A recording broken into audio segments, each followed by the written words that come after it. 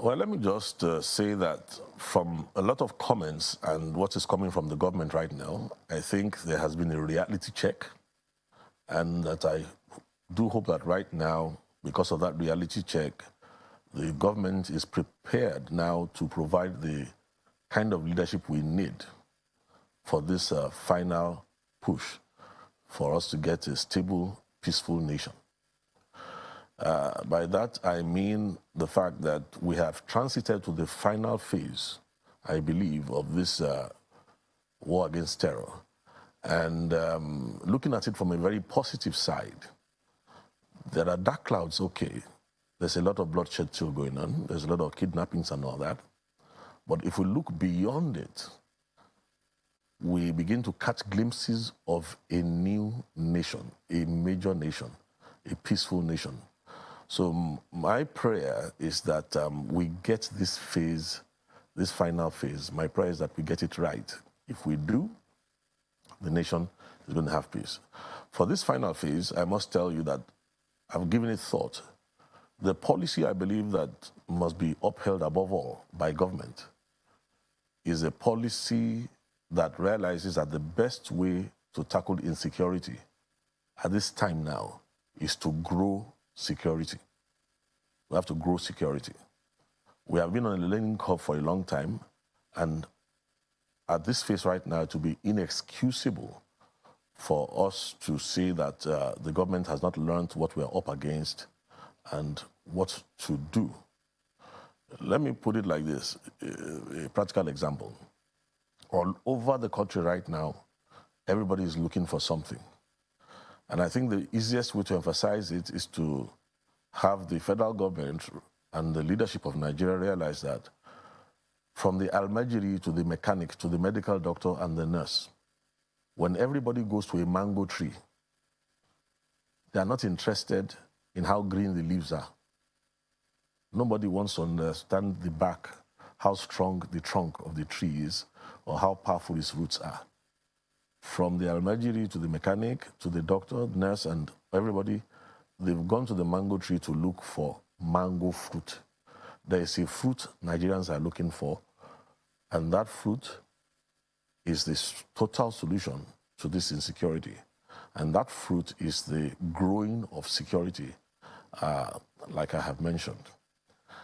This time, I believe that the government has now seen, from all the comments coming and the changes being made, that the solution to this problem, the military aspect of it, we're talking about asymmetrical warfare, hybrid threats and all that, and force multipliers, at best is only 30-something%. And let me tidy it up by saying this, is that I believe that the government has come to a point where they realize that if we're going to win this thing right now, it's no longer just about personnel, men, and equipment. We have to ideate the nation. We have to supply the other three things that I have mentioned that every other nation has when they are tackling security. Beyond this time, if those other three things are not put into place, honestly, a lot of people around this country will be very displeased, and we will never understand why they have not been put into place. Well, Reverend, first of all, let me ask you about growing security. We'll come to those three things, but what do you mean when you say we need to grow security? It's as simple as trying to explain to a person that you don't fight darkness by pushing darkness out. You fight darkness by introducing something. You introduce light.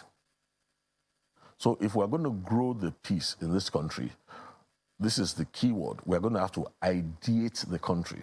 To grow the peace in this country, we're going to have to accept that there must be a change from the concept of leadership that operated in the older times to a new concept of leadership that can produce all that we need to terminate this problem finally. And it is all here now. It's all become, a game of the mind, so to speak.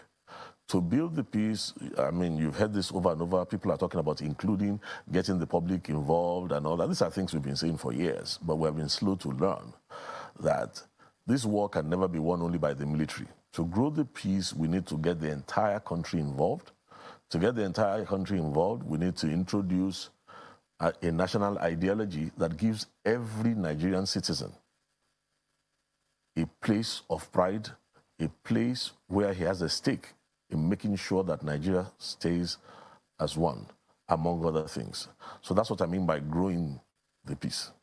Well, there are many other issues to take with you, Reverend Thompson, but we have to take all of that when we return from the break and talk about engaging people. The question is how? After this break, please stay with us.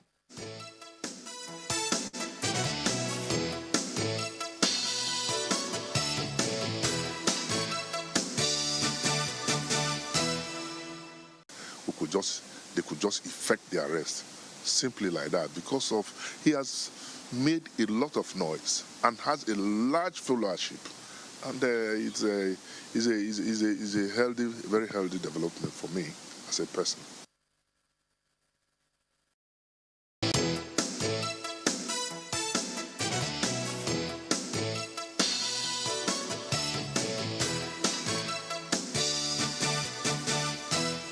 Thanks for staying with us. Reverend Thompson, let's begin with what you just saw and heard. How significant do you see the arrest of Nnamdi Kanu in our fight against all forms of insecurity in the country? I think it's an integral part of the whole. In this day and age, a backup plan for unforeseen future occurrence is essential, as no one knows. Because you see, when I said that we need to ideate the country, the gap and the vacuum that the opportunistic streak in Nnamdi Kanu was able to capitalize on was because Nigeria today is yet to realize that if we are going to be a part of the global community and to cooperate properly, we are going to move away from the leadership of men to leadership by ideas. You see, once Nigeria refuses to supply the idea, that's why I said we need to ideate. We need to provide ourselves a national narrative that gives value to the life of every citizen in such a way that everybody is bonded together.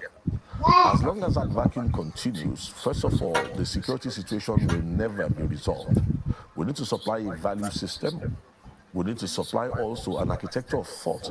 We need to think 30 steps ahead of the threats against the country. Now, to Nnamdi Kanu, we have to proceed with caution. It's a good thing that he has been arrested by the federal government, but moving forward, I mean, we need to commend the security services for having done that. But however, moving forward, if you heard the tonality of caution with which most commentators have spoken, we would want the federal government to realize that putting Nnamdi Kanu on trial is a part of the whole picture. First of all, I would like to tell you something, that there's a difference between the concept of Biafra, the dream of Biafra, the event of Biafra, the war of Biafra, the trauma of Biafra, and then the opportunists like Nnamdi Kanu who have taken advantage of the fact that all these other things we mentioned have never been given closure. And because they have not been given closure, the average Igbo youth, just like the average Nigerian youth in any other part of this country, wakes up in the morning and does not see a future. He does not see a future because it is the duty of the government to provide him a vision. Now, in the absence of a vision, you will find out that people instinctively, when they become traumatized, they see terror, left, right, and center, they don't see a future. Instinctively, people begin to look for the future in the past. And that's why you will find out that the clamor for Biafra, the clamor for Oduduwa Republic, and all those irredentist calls and separatist calls were getting stronger and louder and finding place in the hearts of men. Now, in proceeding forward, we need to be very careful, because when the government puts Nnamdi Kanu on trial, you want to make sure that it is his opportunism that is put on trial. Now, if he is wily and crafty, he's going to want to mix all the issues together. If the federal government ever makes a mistake, a strategic mistake, of allowing the concept of Biafra, the event of Biafra, the Biafran War, the trauma of Biafra, and all these other issues that have not received closure, if we ever make the mistake of allowing all those things to come to this trial, the outcome will not help the country. But I believe that there's more than enough wisdom in the leadership of this country. I must say something that I want all of us to realize right now. We need to rise above petty politics of the day, to realize that the challenges facing Nigeria today are twofold. One, we have the threat, the global threat of terrorism that has its local face. Now, it has come to meet ancient problems that we are never, ever resolved. We're talking about the cleavages, divisions, talking about corruption, talking about religious intolerance, and other things that had always been on ground, but were never silly. So the complication now is this opportunistic attempt by Nnamdi Kanu to hijack the hearts of the young people, and he had some degree of success. Nobody listened to his rhetoric, nobody who has listened to his approach would say that this is kind of the future you want for any Igbo man or anybody at all. But the point is, like you mentioned earlier, there's no vacuum. Nature upholds vacuum. There's no vacuum in life. So except we supply an overarching vision for the nation that bonds all of us together, that gives value to the lives of our citizens and gives us an assurance of a tomorrow, you will find out that opportunists like this will always continue to do well. So we have to be very careful. There are many young people who, in the absence of that vision, the ideating that I spoke about, in the absence of that, they have latched on to his demagoguery and his opportunism. Now, we're going to have to, as his elders in the country, will always continue to advise the government. Go about this very clinically. Separate the issues. Show clearly that this is an opportunist who was about to lead a whole section of the country in a totally negative direction. And I don't think that is something that's too difficult to do. Well, is that, in your opinion, why the other three main ethnic groups in the country, the Ohanese, the Afenifere, the ACF, also cautioned the government to be careful in this prosecution? Precisely. They are saying that because there's been a groundswell of calls for separatism. And I've said to you that the only reason that is happening is because we have refused to supply the nation with a single vision that is profitable to all. Let me tell you this. In the design of nations, there are two basic things that leadership must always take note of. It is the anticipation of pleasure and the fear or dread of pain. In creating any nation, you must toggle these things. Now, this is the point. If the average person looks and the future is bleak, and what is prevalent, the news coming to him on a daily basis, is the anticipation of pain, rather than looking forward to the pleasure of fulfillment, of prosperity, of progress, and things like that. Now, don't forget that the anticipation of pleasure is more powerful than pleasure. And let's not forget again that the dread of pain is even more powerful than the pain itself. So these are the tools. The terrorists have been using the dread of pain to try and shape the destiny of Nigeria. Now, it is up to Nigerian leadership, like I said, to realize that it's not just a game of numbers or, oh, I have this number of men behind me anymore. What leads in the world today is the leaders of ideas.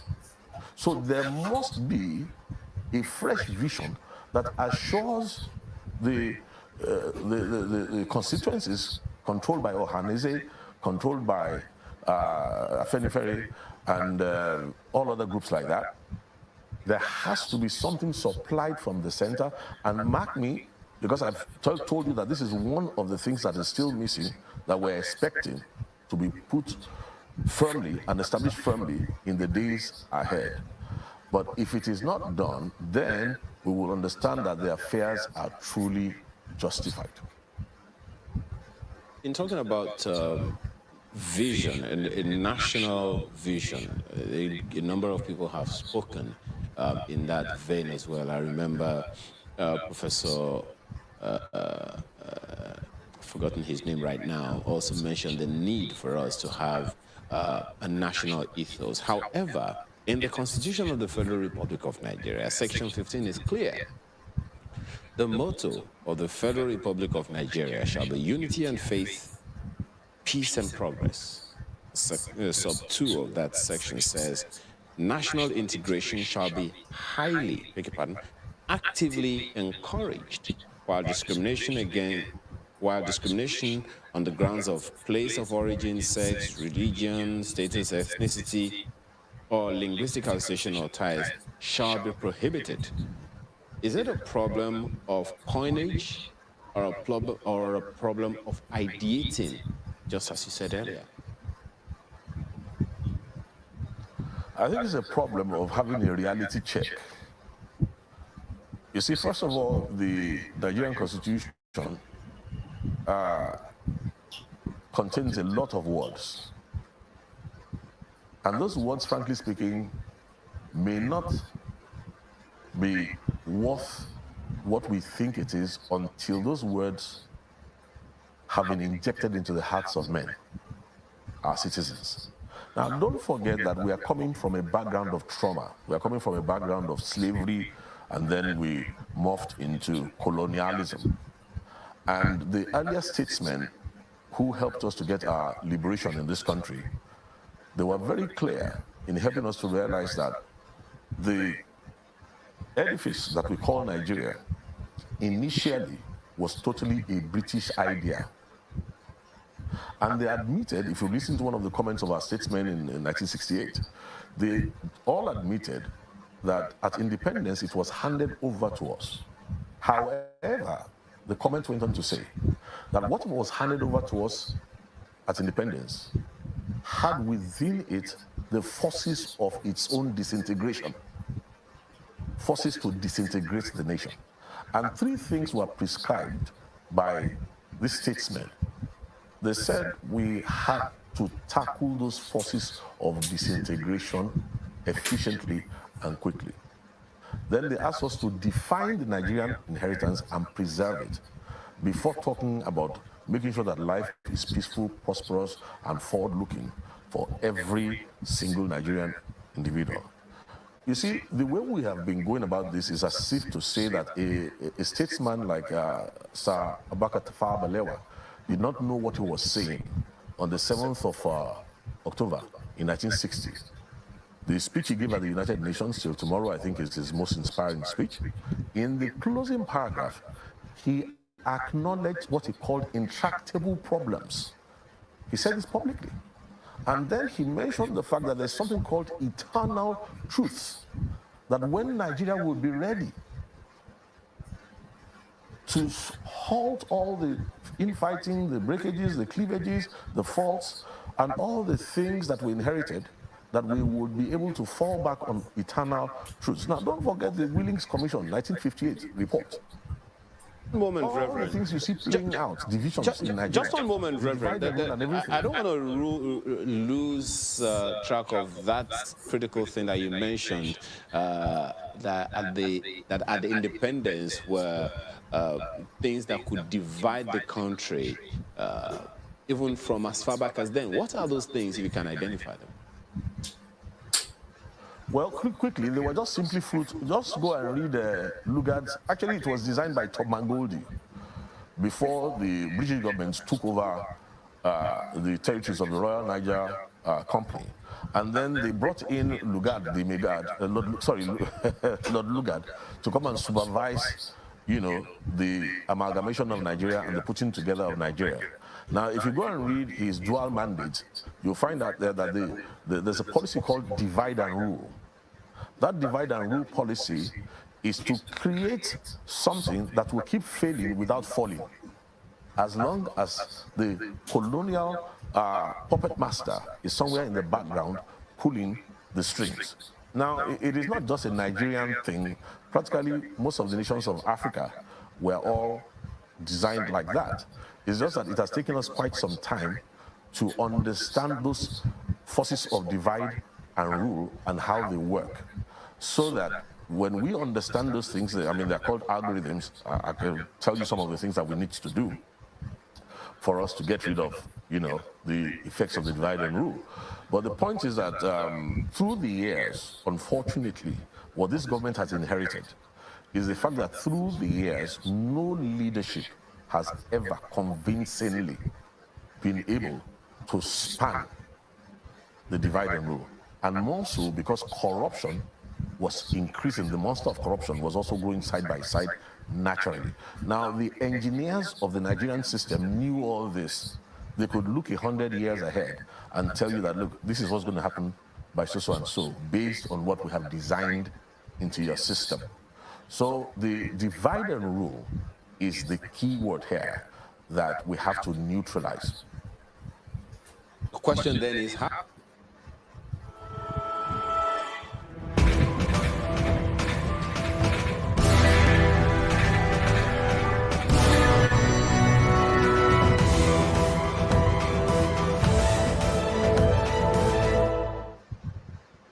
How? Let me put it like this. A lot of the solution to Nigeria's challenges today, talking about the ancient solutions now, not the external aggression of terrorism. A lot of the solutions, what we're looking for is in the archives of the colonial office in our former metropole nation in the UK. Now, some of them have been declassified. I sent a team to the UK some years ago. And when they brought me the documents and I looked through it, I couldn't but admire the brilliance of men like Lord Chandos, Lewis Harcourt, and all the people who sort of helped to put, the colonial contraption together. You couldn't but help to admire the fact that these people think deeply, even in creating a problem. Now, the advantage we have is that these are days of artificial intelligence, deep learning. These are days when you put all this data into a computer, it can go over spans of 600 years and all that, and help you to locate what we can call the solution algorithms. Now, let us look at Nigeria. The divide and rule was applied in Nigeria in two tranches. Very clever. First of all, there was a northern divide from the southern divide. Now, the animosity was engineered in such a way, now for you to know how deliberate this was, go and listen to an interview that was granted by Ernest Ikoli, who of course died in 1960. Ernest Ikoli, one of our earliest statesmen. Ernest Ikoli said, when the colonial officers from Britain were coming into Nigeria, the colonial officers going to northern Nigeria and the colonial officers coming to southern Nigeria were always at loggerheads. They were even conditioned and programmed to fight each other on Elder Dempster, on the ship, on the way to Nigeria.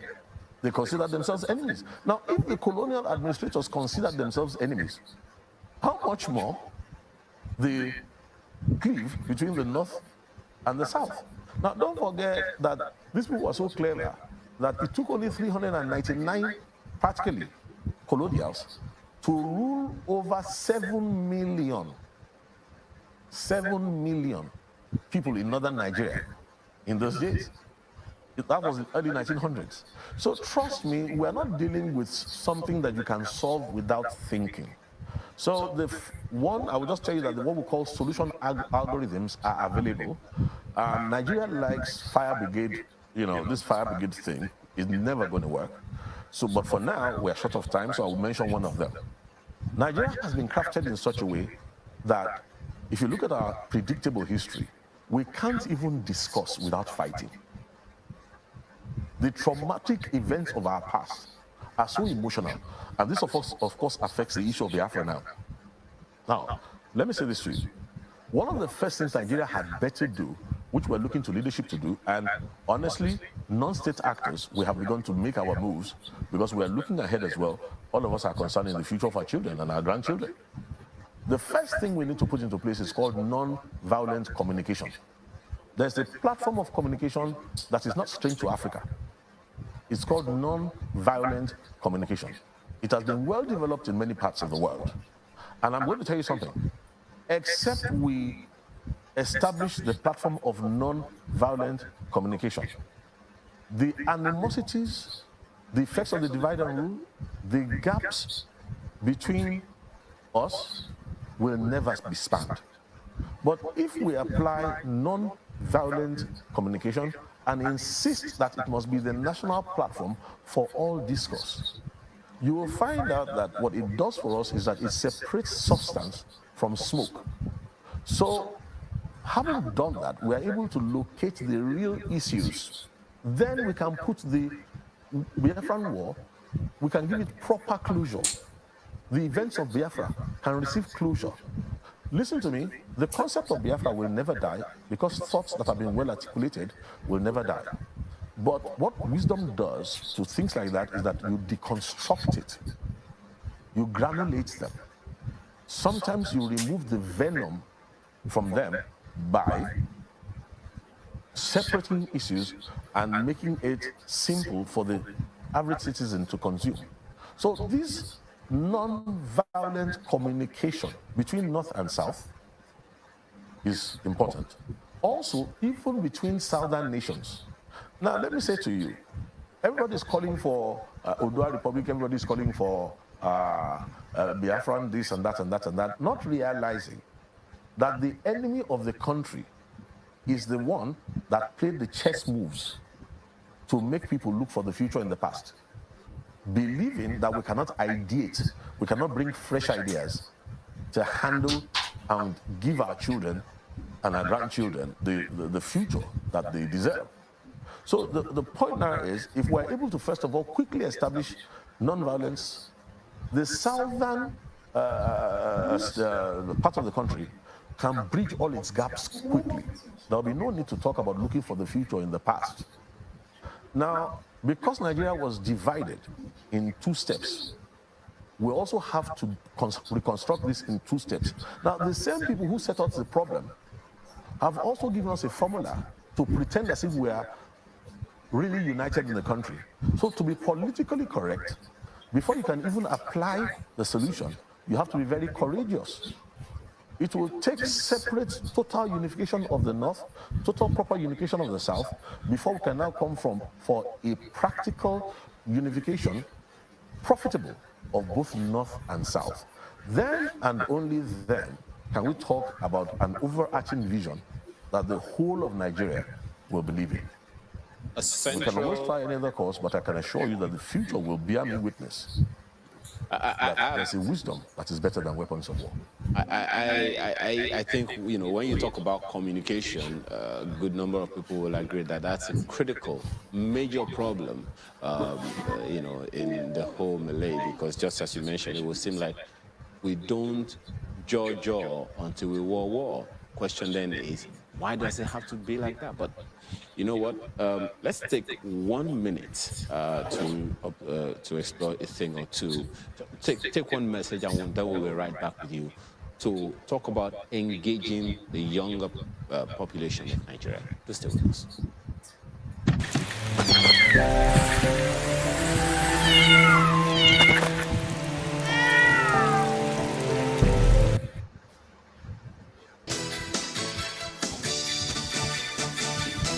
Thanks for staying with us. Reverend Thompson, In another 10 years, the 18-year-old is going to be 28. I talked about that earlier. And you say that there are very interested Nigerians are also looking forward. So let's look forward 10 years.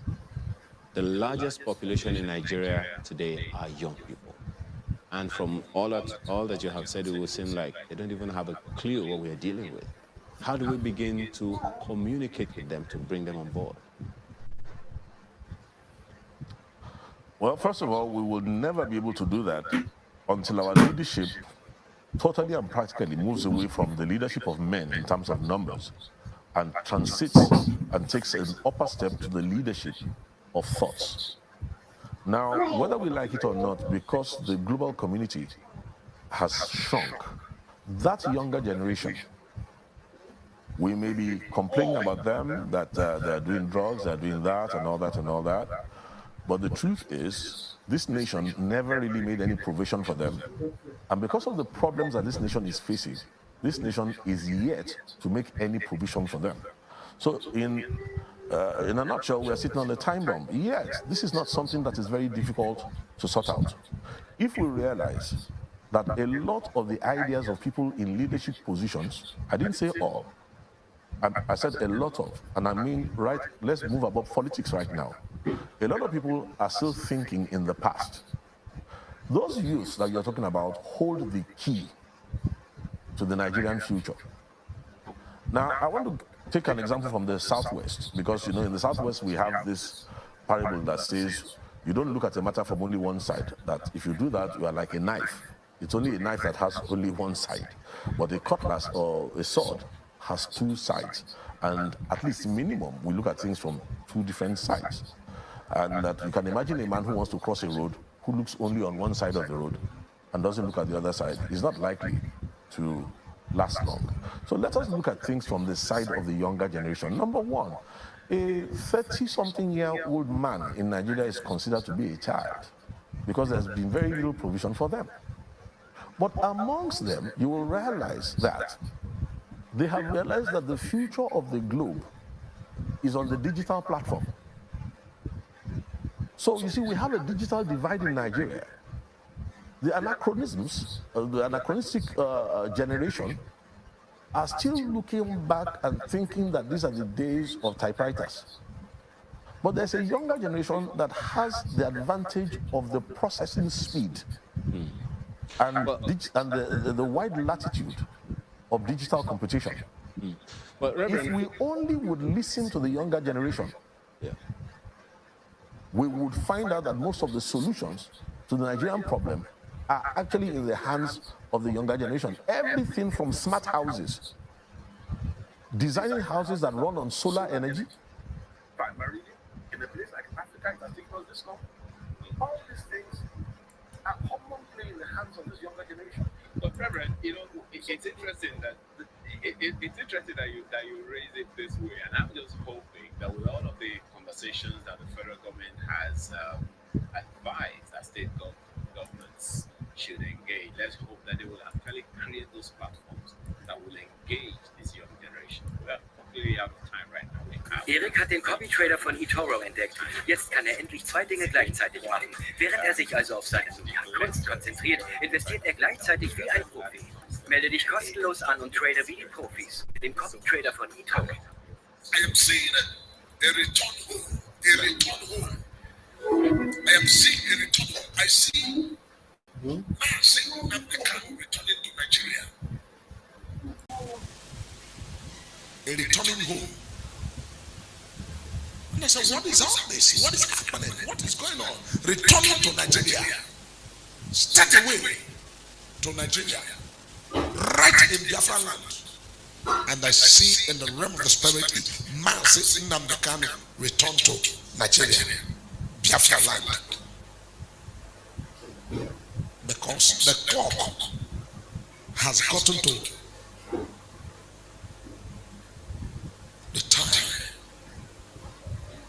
for the right thing to be in place, the time for the will of God to be done all over the world.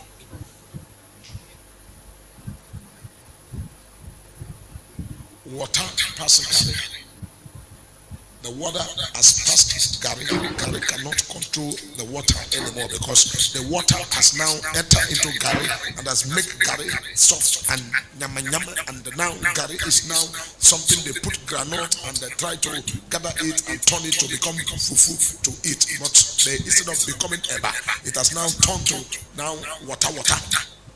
Water past Gary.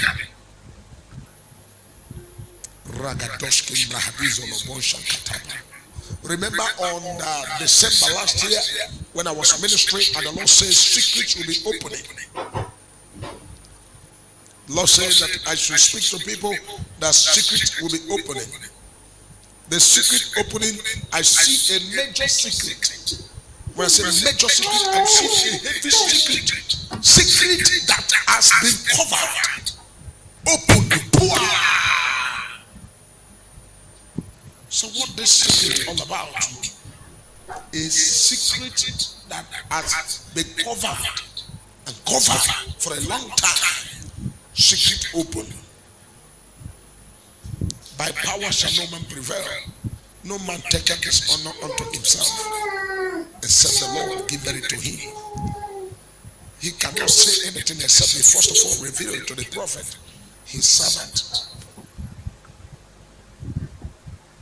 The blacksmith, they have their servants. Engineers have their servants. Businessmen that have offices and whatever have people serving them. And they don't go to errand except they use their servants to do the errand and do the work. The same way God in heaven has servants that he uses for his work. And the time that is a time that God speaks and nobody can shut the mouth of God.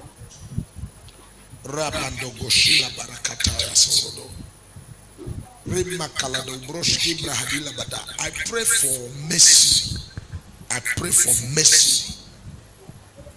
Mercy, mercy, mercy, mercy, mercy, mercy, oh Lord. Mercy, mercy, mercy, mercy, mercy, mercy, oh Lord. Mercy, mercy, mercy, mercy, mercy, mercy, oh Lord. Mercy, mercy, mercy, mercy, mercy, mercy, oh Lord. Mercy, mercy, oh mercy, mercy, mercy, mercy, oh Lord. Mercy, mercy, mercy, mercy, mercy, mercy, oh Lord. Have mercy, mercy, mercy, mercy, mercy, oh Lord. Mercy, mercy, mercy, mercy, mercy, mercy, oh. Have mercy, oh mercy, mercy, oh mercy, mercy, oh Lord. Mercy, mercy, mercy, mercy, oh Lord. Have mercy, oh mercy, mercy, mercy, mercy, oh Lord. Mercy, mercy, mercy, mercy, oh Lord. Mercy, mercy, mercy, mercy, mercy, mercy, oh Lord. Mercy, mercy, mercy, mercy, mercy, mercy, oh Lord. Have mercy, oh mercy, mercy, mercy, mercy, oh Lord. Mercy, mercy, mercy, mercy, mercy, mercy, oh Lord. Amen. In the realm of the spirit, the Lord took me again and began to see myself entering in the realm of the spirit to look into the spiritual world and what is happening in the realm of the spirit. I see in the realm of the spirit international intervention. Something is erupting like a wildfire. I see something erupting like a wildfire coming up, erupting, opening and beginning to. I said, what is this? Is it that somewhere is maybe as if maybe there's an earthquake, or what is making this wildfire coming up? And the Lord said, that is the secret that I've told you that is going to happen. Secret that will open and be a blessing to the people. Let the Lord let it open. Secret that will open and be a favor to the people. Let the Lord let it be. Secret that will bring the peace and bring the people to now possession the watch of human beings, and everyone will watch what he or she ought to watch, let it be.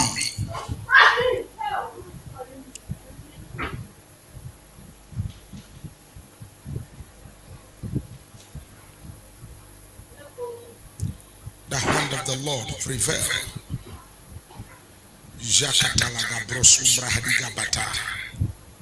The hand of God prevail. The hand of God prevail. The hand of God prevail. The hand of the Lord prevail. Malatu bragida bada bada. In the realm of the spirit, the Lord began to speak to me. He said, this is not all about something that is going to end in a day, a week. But eventually anything stops and ends is going to erupt like fire again.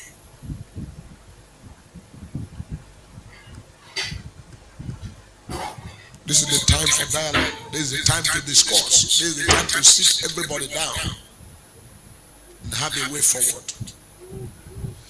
Don't want to say much. Let it not look as if somebody is trying to, say what is asked to say.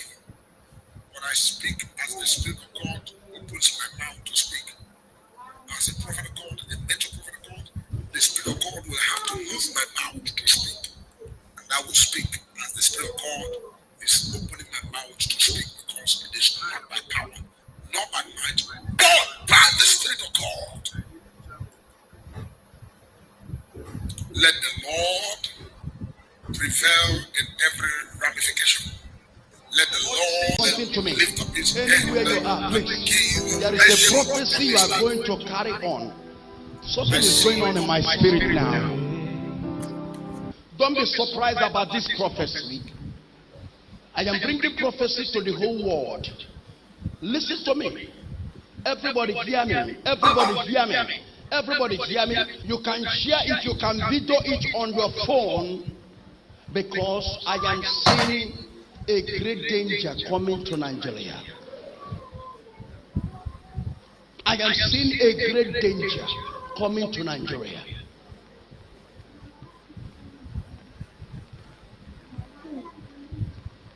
You can put it on your phone. You can put it on your phone. You can spread the news.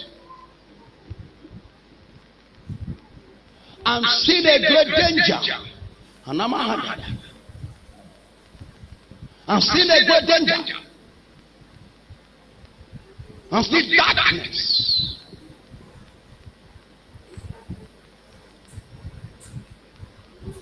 I'm seeing darkness. Something danger is coming.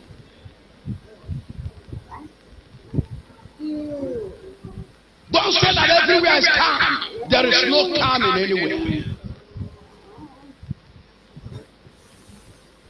There is no calm in anywhere. Nigeria, wake up. Wake up. There is a danger.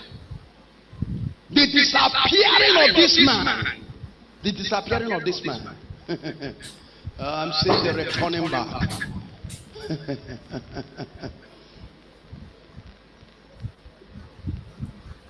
I'm seeing danger. It's not end. Has he returning back of a dangerous preparation? I am seeing a fire horse with an angry spirit. Has seen a great danger coming on this country.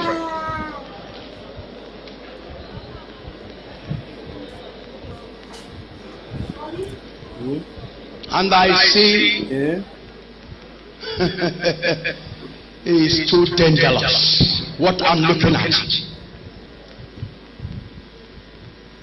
The returning back of Nnamdi Kanu.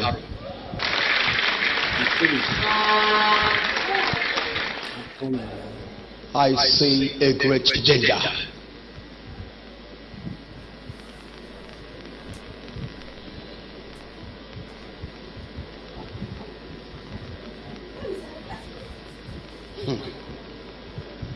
Nigeria, and seen a great darkness.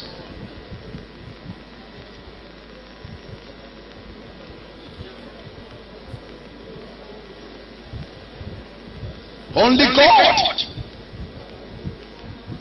know what you will do here.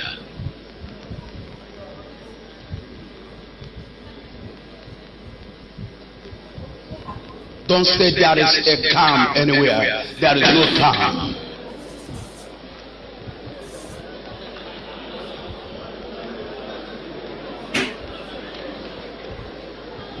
There is a rising of action in a full force.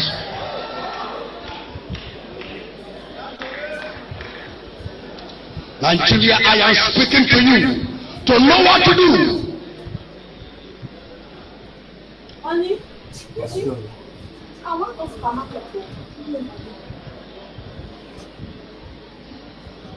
I'm seeing a fire horse coming to bring his vision to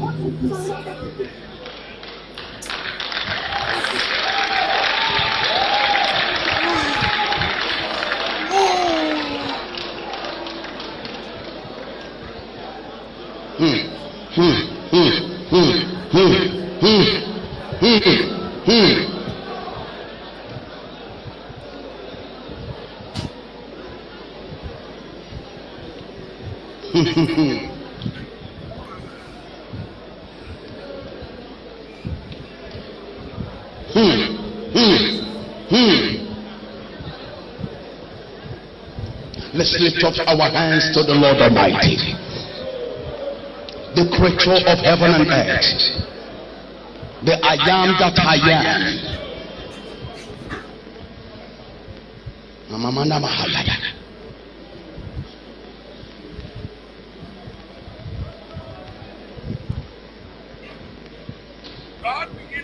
I sense everywhere shaking.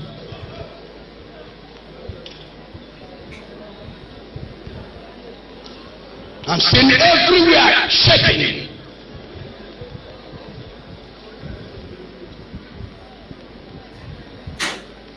If it's quiet, it's more silent. If it's silent, it's more quiet.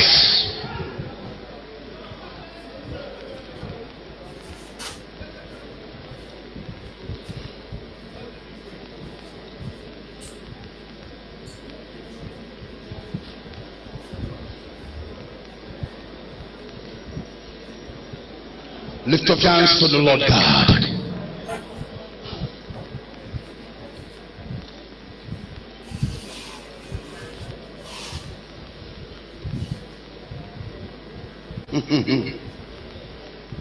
Thank you, the Holy Spirit. Thank you, the Holy Spirit.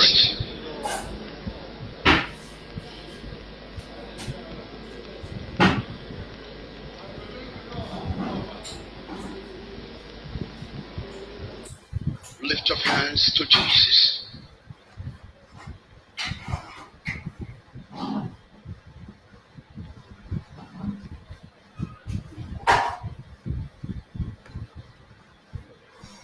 When a man raised a doors and kept quiet, it's not yet done.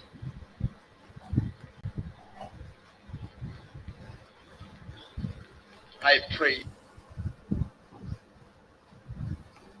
Me about Biafra, and I'm worried. I stopped somewhere last month, and I'm going to throw a little light on another one. And I pray that the authority concerned should listen to me. And it's a statement.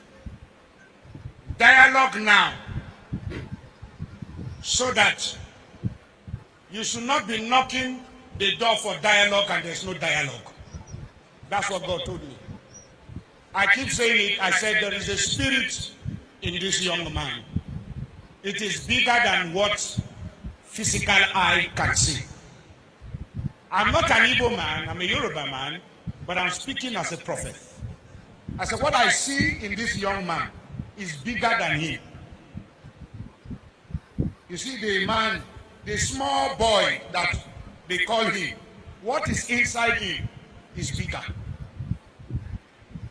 It's not just an ideology, it's bigger. I said, I see an animal. Which animal did I tell you last time? Huh? I said what?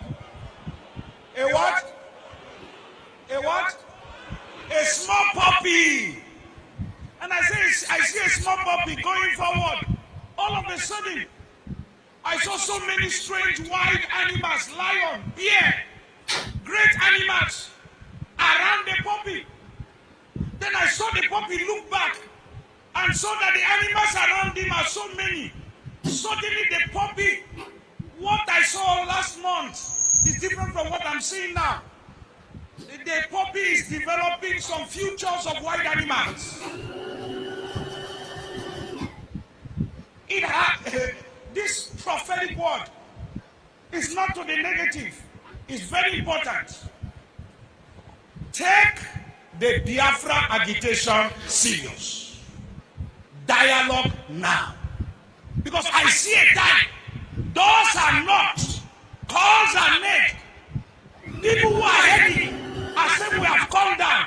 But these people are not willing to dialogue again. Please, redeeming the time for the days are evil. Dialogue now. Dialogue now. I repeat it again. I'm not an evil man, but I'm telling you what I'm shown in the spirit. What? I'm seeing great people, important people in this nation coming together and saying, now, okay, we want to sit on the table, let us talk.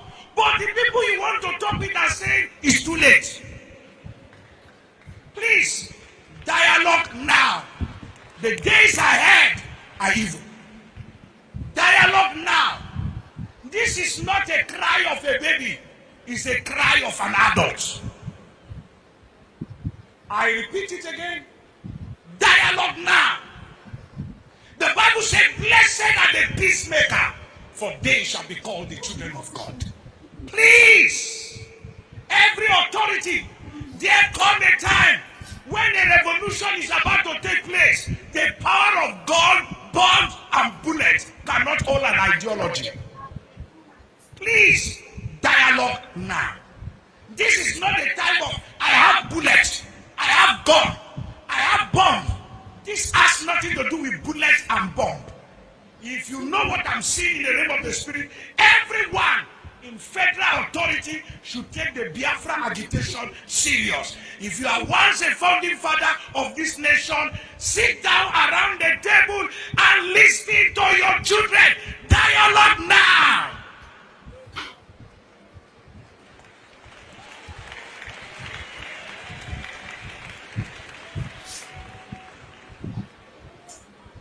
This is not the time to arrest anybody. It's the time to hear the cry of the people. Dialogue now. Because it's going to be the last resultant solution at the end.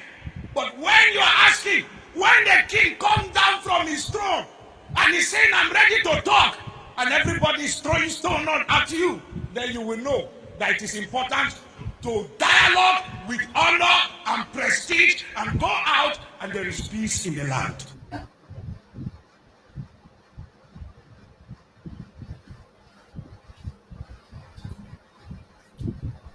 The problem of Nigeria is not gun and bullet. It's spiritual. It's spiritual. You can't fight an ideology with gun and bullets. Let me explain this. Sit down before we pray. I'm worried. Some people want to fight an ideology. How do you fight an ideology? An ideology is like a spirit. You can fight an ideology. You can't use gun and bullet to stop an ideology. The way to deal with an ideology, you engage it with wisdom. The only bullet that can kill an ideology is the bullet of knowledge. Wisdom. Wisdom. The only way to deal with the ideology is to go back to the founder of the ideology and reprogram the ideology and stand at the central processing unit of the ideology and make sure it is rightfully corrected. If you remove the leader, have you removed the ideology?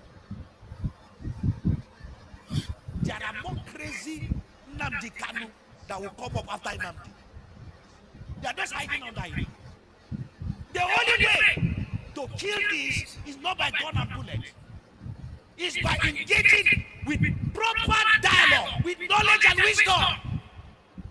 This cry we are hearing here is not a cry of children, it's a cry of adults. The only way, I am not an advocate that Nigeria should separate, God forbid. No. But I'm saying the best way to handle this, listen to the cry of the children. Sit down. Everything is not gun and bullet. When you take the leader away, okay, take the leader away. The next, how many people are on the street? Do you know how many spirit of Biafra have entered people? Do you know how many? Do you know how many millions are carrying the spirit of Biafra around? So if you kill the leader or you take the leader away, can you take the spirit from everybody? Ojukwu is not here, but Biafra is alive. It's an ideology. The man who started it has left. Before he left, he kept quiet and lived peacefully and left. But the generation that has come have picked it up. And it's even worse than his own now. And they are engaging it with knowledge. So the best way to deal with this is not gun and bullet. It's not gun and bullet.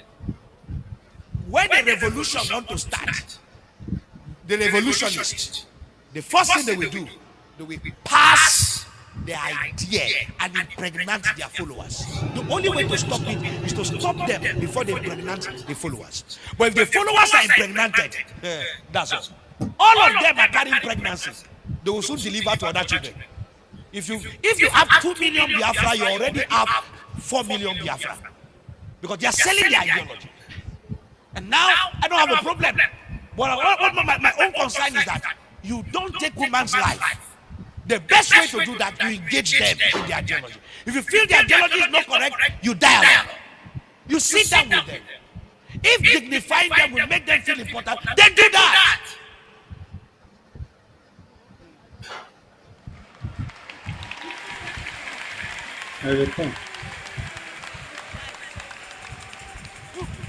We can't be killing people and we're getting excited. No! Boko Haram is a terrorist group. Have you stopped them from killing? Are they not still killing? They're still killing. Did it start as a peaceful group? Yes. Were the ideology crazy? Yes. How do you engage it? Engage the leaders. And you see, some of these things are very spiritual. They are very spiritual. Very spiritual. Something that can die within 15 days, it can stay there for 15 years because the way leaders are handling it. The issue of Biafra is so simple. You are agitated. Is this what you want? Then come for. Okay, let's do a referendum. Let's see how popular this your thing is. Or restructure Nigeria. That's all. Sit down with these boys. Make them feel important. How did the unrest in Niger Delta die? Yaradua did dialogue. That's the best way. This thing, everything, gone, bullet, everything, fight. Aggression, it will take us nowhere. The world is too civilized. Look at America. Look at the way they abuse Trump and they say everything. The guy will just bounce and tweet again. He tweets and continue his life. That is what you call civilization. That is what you call. You can abuse me to hell, say whatever you want to say. It doesn't stop it. I am the president and I am the commander in charge of wherever you are. You abuse, but I'm still your president. These things are just simple maturity. To fill a political office is not maturity. It's an appointment. I'm worried. I started talking about Biafra before this happened. And I was saying, let's kill this thing. Dialogue. Dialogue. Even we as fathers, our children will just do some things and we see it very stupid. But we have to give them audience. I just hear them and let them talk. And when they talk, what do? We talk and advise them. Sitting down at the table and talking and talking. If it will take us to discuss for 1 month, for life not to be lost, is more important than losing lives. If we have to engage Nnamdi Kanu and all the Biafra discussing young man, what do you want? We keep less good naivety in discussing than losing millions of souls. Discussion, dialogue will never kill anybody, but bullets will kill.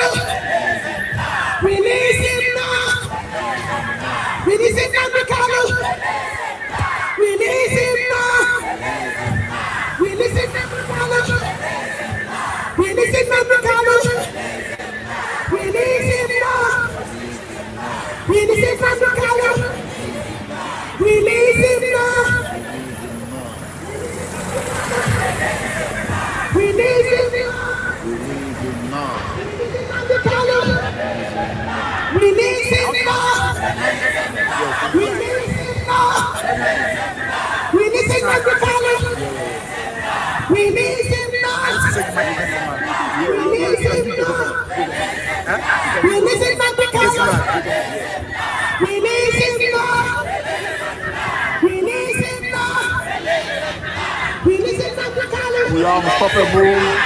Like, this is the only one version. With short notice, we are able to pull out this crowd. Nothing is going to stop us. They couldn't stop us before, not stop us now. And we from the East is close to 1,000%. Nothing. Just less than 24 hours. Everybody drop whatever they are doing. Come out. We tell the British government where we feel. We are very passionate about what we are doing. Don't think about what the government is thinking about. We are here to take our freedom. The way it's done in the West. So we don't care whatever they're talking about in the zoo. Organized resistance. Because if you don't get themselves very busy, after they cut off the head of food, that somewhere. That was how the parliament here got to be. So if the zoo has to go that way, then we'll do it. We'll repeat it ourselves in Africa. We are following the rules, the way they themselves, the way they cut off, that's the rules. They did it here. They cut off the head of food somewhere. So that same blood follows through everybody. He did not give up for us. He is fighting for us. He is dying for us. We got to fight until beating to the That fight is coming. We got to fight until Marichas It's coming. It's coming. The zoo has not seen anything at all. We are going to fight. This is the beginning. This is the beginning. The second version is This coming. is the beginning. This is the beginning. This is the warm-up. One family. One family. One family. One family. IPOB. IPOB.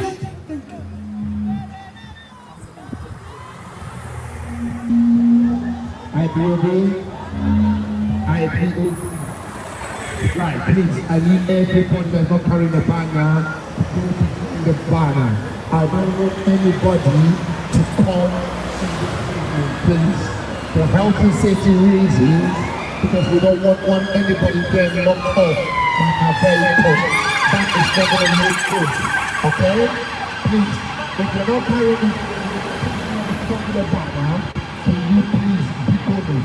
Everybody, only open Metro banner. That's why you're not school. Only open Metro banner. Now behind the banner. Our mother is holding the banner. You need to be behind her. Be behind her. Be behind our mother. I don't want anybody in front. Be behind our mother. Look at our mother and stay behind our mother. Okay? IPOB. Where's my mother? Our mother here. She wanted to talk.